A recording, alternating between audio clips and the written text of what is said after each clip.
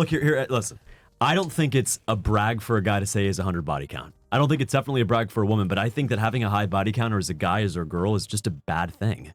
I think that sex is reserved for intimate relationships, is reserved for marriage. That's my view. And so I actually sympathize with you that there should be a stigma associated with a high body count, but it should not exclusively be applied to women. Right. And that's my view. I applaud you for that, James. No, but I'm just gonna speak the truth on this. I'm not gonna sit here and say, like, if you're a guy and you've slept with 500 girls, that makes you a G. It's just not the truth. I think a real guy is someone who finds a girl, puts a ring on it, stays committed, does what's right. Right. And come on, James. Wait, but James, hold on. Come on, James. James, let me just give some pushback here. So you're saying find a girl, get a wife, just like that. It's not easy nowadays. It's hard. Most women now are not good options.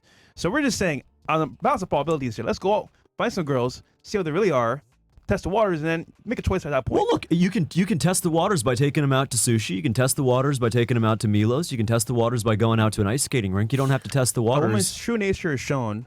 The sex is off the table. Like, at that point, it's neutral. You can see who she really is. What? At the same time, same token, I get what you're saying, but like, you need to go all the way. I disagree. Can I tell you what my first date was? Kind of my approach in my 20s. I'm 31 now. My approach in my 20s was, if I told a girl I wanted to take her on a date, I would say, we're going to the Costco food court, or we're going to go to the mall food court. Hot dogs? Glizzies. And I did that because I didn't want to go out with a girl literally on the first date if she was unwilling to go to a mall food court. I was like, yeah, we'll go to the mall and then we'll go to the food court afterward. And probably half, if not more, of the girls said, wait, what do you mean? Like, you're taking me to XYZ. That's a really good way to size up a woman. Yeah. And I think it's a good way to size up a partner. It's like, look, if you're not willing to show up at the mall food court and have some Chinese food, I'm not looking at you for any reason, but have any Chinese food, that's a pretty disqualifying thing. And so I think modesty is a good thing for men and women. And this idea, honestly, that women want $500, $600, $700 dinners on the first date is crazy. And what men should do and women should do is say, look, first date, we're going to go to Chili's. We're going to go to the food court. We're going to go to Costco. We're going to walk around, right? You can't be spending that kind of money. It's not realistic. But also, I wouldn't want to be with, maybe you guys wouldn't want to be with a guy who says, we got to spend all this money to have a good time. James, I'll give you this. It's a good vetting process. When you vet them that way, it is very good. It's However, here we go. Let's just get into the meat and bones here. You're going to tell me that I can tell a girl, right, go through that process and pick off of that alone. Not possible. There has to be multiple layers of vetting, but this is what I'll say. In the long run, guys have options because their status, their money, their looks. But in reality, the options aren't that good. So to find them out the full way, you have to go all the way. And look, I'm just saying, like, sex is on the table, but you got to go at least close to that to figure out who she really is. What do you mean? Who she really is? What does that mean? Because remember, there's a battle going on between the sexes. The man wants sex, the woman wants, to be provision. Yeah. So at that point, it's kind of like, who's gonna win that battle up front? Why is it a battle? It's just how it is. Like, whenever people are together, there's a value exchange. But what do you learn from having sex with a woman before marriage? Like, what do you actually learn about them? That she have good pussy.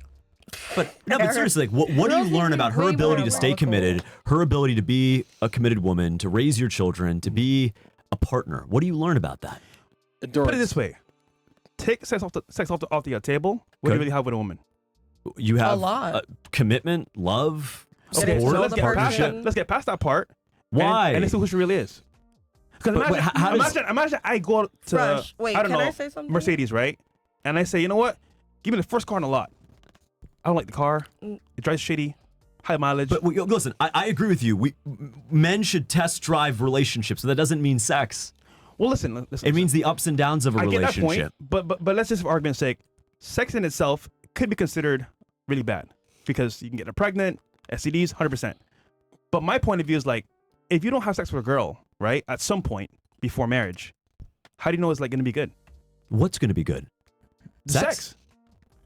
Why is that your basis but why? of marriage? Seriously, I don't know why that's like. Well, think about it. If you're married for 40, 50 years, what percentage of the time are you going to be having sex with a woman? Less than 1% of 1% of the time. Yeah. So why don't we focus on the other 99.9% of the interactions? Cooking, going out, How do you guys handle stress, consternation, fights, agree, support? but- Why are we so, as men, and I'm saying this as a guy, why are we so obsessed with literally less than 1% of the time that we're going to spend is having sex with a woman? But I agree. I'm saying let's get out of the way now. Why? Can I say something? Because okay, All right, let me ask you hold this. on. Brad and Tom didn't wait for sex. Who's that? The guys before me, right? They didn't wait for sex for till marriage. Why am I gonna wait? Well, look, okay. If you wanted to find out if a woman was the right woman, or ladies, if you want to find out the guy was right, you have two options. You can have sex with them for 6 months, or you can travel the world with them for 6 months. Which one are you picking? Travel The world. world. Wait, Right. so but who's paying though?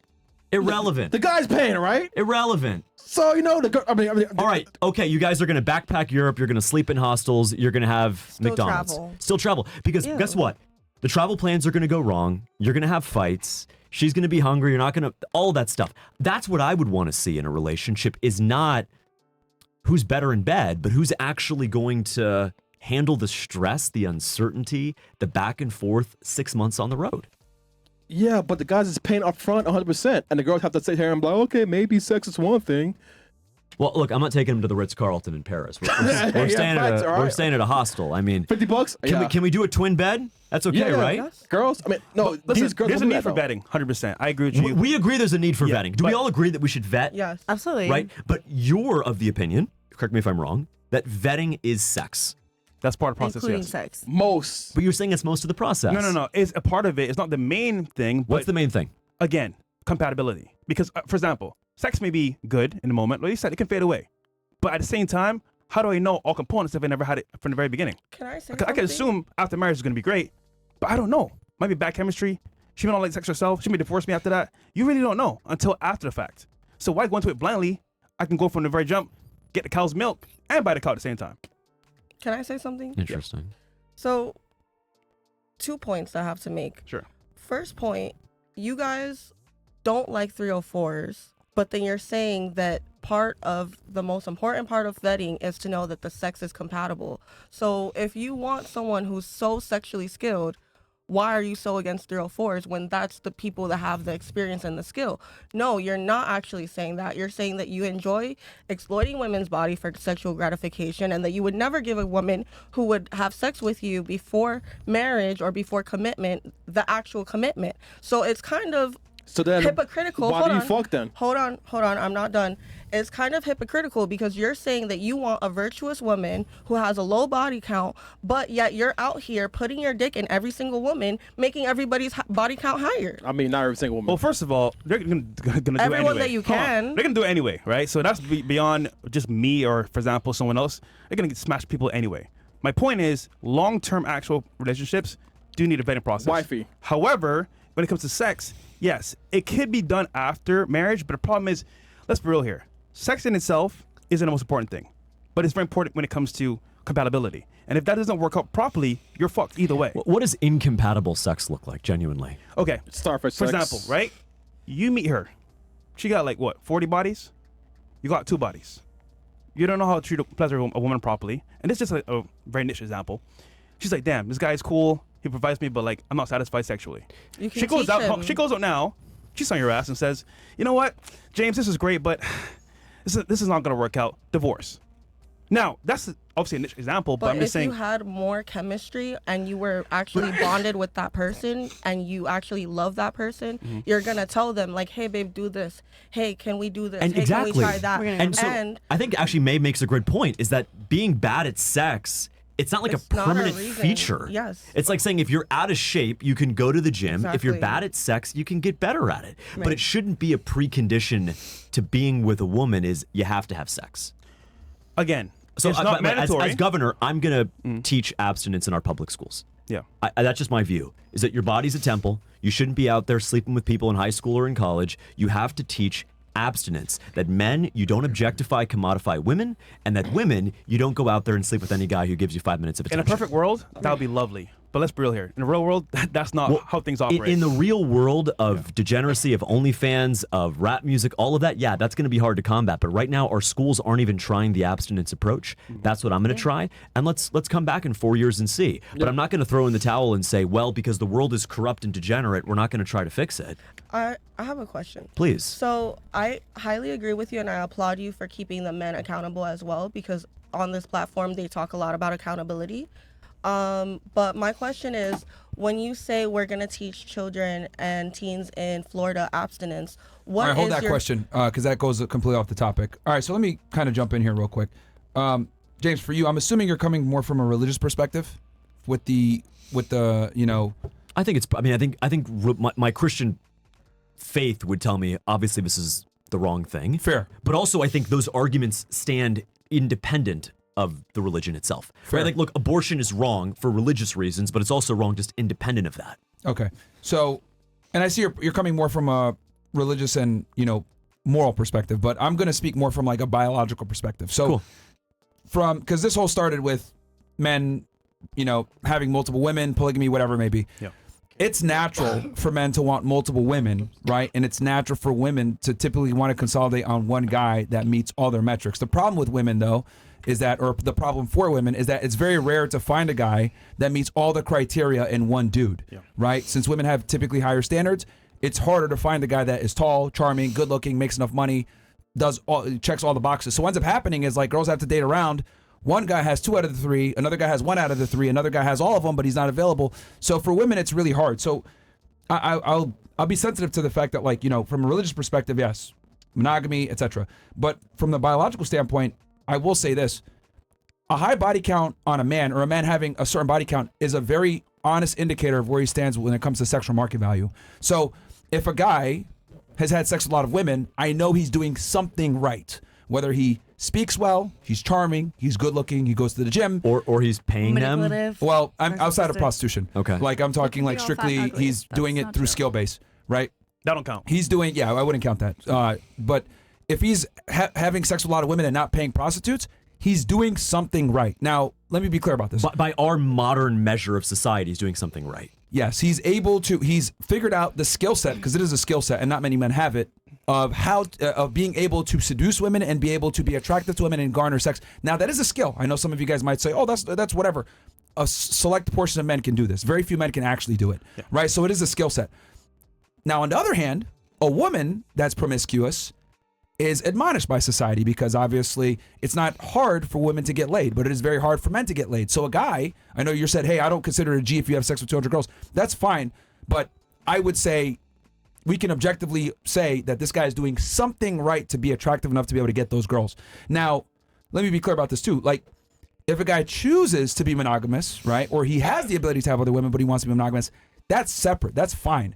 My thing is, I want the guy to have the choice. Most men don't have the choice. They'll cope and they'll say they have the choice, or they'll rely on religion. I'm being monogamous because of my faith, but it's a lot of the time it's cope. So my thing is, like, I just want the guy to have the sexual market value so that he attracts the girl and then he chooses to be monogamous. But the reality is most guys are not choosing to be monogamous. They're being forced to be monogamous because the woman holds more value than they do. That's the issue.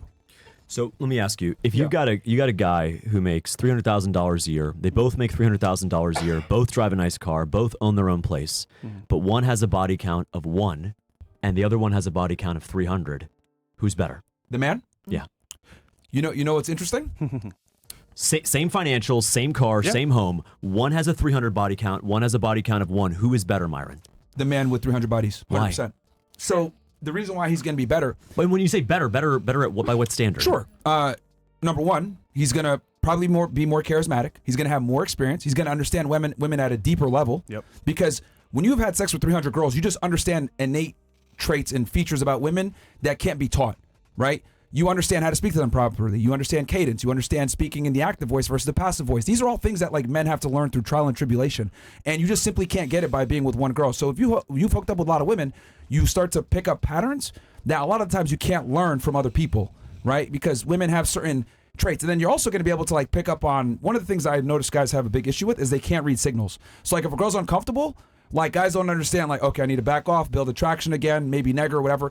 Like a lot of men don't understand these like very detailed I guess, traits Nuances, that yeah. women, or nuances. Yeah. And the guy that has 300 bodies, he's going to be able to better deal with her emotions. He's going to be able to better lead her. He's going to be able to better understand her emotions. He's going to be able to better navigate, any type of issues with her because he understands women to a degree. And like, I know what you're saying, like, hey, well, do you need to have sex with them, blah, blah, blah. Fine. You don't even have to have sex with them, but you need to be at the point where you could. So how about this? What is it if I say a guy who's dated 30 girls, 30, but has slept with none of them, has more experience than the guy who's merely slept with 30 girls, but has dated none of them? Who do you pick? Dated 30 girls, slept with none of them. He is the one that declined the women and he had the opportunity to do it, even though that would be rare. Like, my thing is, I just need the guy to get the skill set. And a lot of times for you to get the skill set, you have to get all the way, right? Because the thing is if you can hook up with women. But reading signals is not going all the way. Right. Understanding the nuance of passive or active voice is not a lot of talking in sex. Well, you had to build the attraction From the to very even beginning. do that. Yeah, you had to build the attraction. So you ever heard about EI? Emotional intelligence? Yes, women say that all the time. He has to be emotionally intelligent. I don't understand this and that. The vibes. It comes with experience. The vibes. And I know you say sex is not important, but for that whole plane of process and thought process as well, it comes into play with sex. Because, for example, she creates after sex. Okay. How does it operate? So how about this? Let's do a little experiment here. Cool. You got to hire 10 people to sell your new product, this female delusion cat food. Can I have it? Yeah, sure. So you're going to hire 10 people to sell this product, ladies, okay? You can have 10 people who are Harvard MBAs, Masters in Business Administration, or who have 0 body count, or you can have 10 people, men, who have a 300 body count. Who would you trust to have the emotional intelligence, the charisma, the ability to capture nuance? You want 10 MBAs, or do you want 10 guys with 300 body count? I MBA. mean, it just depends on the person with the 300 body count. If he's like, No, I'm just telling you, that's all you know about them. They have a Harvard MBA degree, and they have a 300, or they have a 300 body count. Who do you want to sell this product for you? I think a lot of the girls don't know exactly what an MBA is. It's An MBA is a business It's a degree. business degree from the So best if university. you have a like that business 300 body degree- count person could be selling more of that. But he's saying you don't have compared to any the further You have no information. other information. Yeah. Who do you want to sell this stuff? The MBA, because they would have learned marketing, they would have learned sales, they would have learned demographic, they would have learned the ins and outs of the business. Okay. What do you think? I feel like for me, in my business, I take a lot of risk in Oh, yeah. different factors. We know. And I like the MBA person may not sell the product as much as the person that has 300 body count. That 300, like I Well, the whole point of this, by the I mean, way, like, is does having a 300 body count? If I didn't want to take the risk, obviously it's going to be the NBA player because they have marketing. No, not NBA, MBA. MBA. Master in MBA, Business. bro. Okay. All right. So I'm just gonna say this with all due respect. I never ask women what they want because they're too stupid to identify what actually arouses them, and I'm gonna explain what I mean by this. The things that arouse women are politically incorrect, and they don't want to admit it. Right? No girl's gonna tell you, "I love it when you ignore me. I love it when you tell me I'm a dirty whore during sex. I love it when you ignore my phone calls. I love when you don't text me right away. I love it that other women want to be around you." Like, these are all very uncomfortable realities about female nature that they'll never admit. But as a guy, if you've been around a lot of women, you know these things and you can use it to your advantage and build attraction. And she's not even going to be able to identify. And they've done studies on this too, where like they've taken women and they ask them, "Hey, does this arouse you?" And they like hook up electrodes to their vaginas, right? And what women will do, Can you cite the study? yeah, it's Yeah, from Northwestern yeah, University. Yeah. Thank you. But basically, and when I explain it, you guys are going to be like, "Yeah, this is true." Basically, this is what happened. They showed women and men erotic images, and they hooked up electrodes to their genitals, right, to see blood flow, and then they gave them a clicker. When they showed them the images, the guys, if they saw like a hot girl or, pornography or whatever, they clicked the button and then their genitals were aroused. The women, however, when they showed them a bunch of pornographic images, monkeys banging, dude walking on a beach, whatever, the women only clicked on what was politically correct. A guy walking on the beach and heterosexual sex. But they were actually being aroused by everything. So what women say and what women do are two different things. They're never going to tell you what they're actually aroused by because it would be politically incorrect and people would think they're sluts. But this isn't. By the way, if you ran that same study 200 years ago, you'd have gotten a different result. You know that, Myron. Well, I think women. Well, in a world, there was no pornography. There was not Rick Ross. There was not all that stuff 200 years ago. The purpose isn't to illustrate that women or pornography or whatever. The purpose is to illustrate that what women say they're attracted to versus what they're actually aroused by are two different things. Because Different things. there's societal impact for them to admit that they're aroused by things that would be taboo. Because like girls understand that their promiscuity, their sexual past really impedes their ability to find a guy. So this is why girls don't like talking about their body count. They don't want to be looked at as a whore. OnlyFans. This is why a big reason why so many girls were reluctant to admit that they do OnlyFans. Women understand innately that, you know, anything that they do sexual can come back to bite them in the ass for finding a higher status mate. So my thing is like, the more you understand about this as a guy, the better off you're going to be. Like, because women are never honest about what they're actually aroused by. I've noticed this, talked to almost 4,000 girls. They always lie about their body count. They always lie about what they like. They'll tell you, I want a nice guy, but then they go with the fucking drug dealer. Yeah. Like, women lie all day. Everything about their life is a lie. Makeup, heels, boobs done, etc. I don't believe women in anything. But Myron, that's not fair. That's not inherent to women. That was not the case 50 years ago. It just wasn't. And so let's just keep it classy and let's try to respect people, because I think at the end of the day, women would probably be the first to admit that we live in a very materialistic society. I mean, it honestly depends on the women, and it's the women that push the materialism. They're the majority of the consumers. They're the majority of that we advertise to them. It's biological. I think it's both. I think it's both. But the materialism for women is biological. We carry our eggs with us. We ovulate. We have a full 28 to 30 day cycle every month. When we are looking at a man and his status and his money in a biological and primal way, even if you're not mentally conscious of it, biologically you're attracted to it because it's a good provider for your future potential kids with this mate. Would you want to have kids with someone, or would you tell your sister to have sex and get married and have kids with someone who cannot provide for her? I never disputed the fact that women want resources. Okay, but then why are you like? I dispute the fact that men want resources from women. That's why I was talking with her, saying like, we don't care. Do you make $100K a month? Okay, but then you also said. No disrespect, but men don't care about that. No, Actually, some of them do. At all. Like, I genuinely a lot of women, if they care about men. it, that's a bad person for you, because they're gonna use you, for example, as a wallet. Okay, so pretty a much. lot of men want women to cook, clean, take care of the kids, have an education, have her own money, go 50-50, be independent. Yeah, but you don't want those men. What? Yeah, these men tend to not be as desirable. Yeah, you don't want those men. Unfortunately. Egalitarianism doesn't work. It's a lie.